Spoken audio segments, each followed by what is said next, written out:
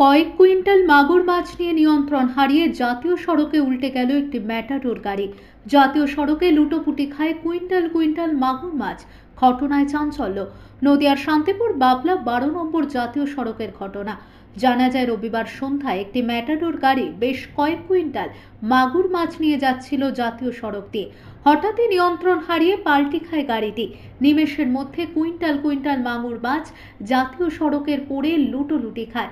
ছুটে আসে স্থানীয়রা। পুলিশকে খবর দিলে ঘটনাস্থলে পুলিশ গিয়ে হাতে হাত মিলিয়ে মাগুর মাছগুলি জাতীয় সড়ক থেকে উদ্ধার করার চেষ্টা করে।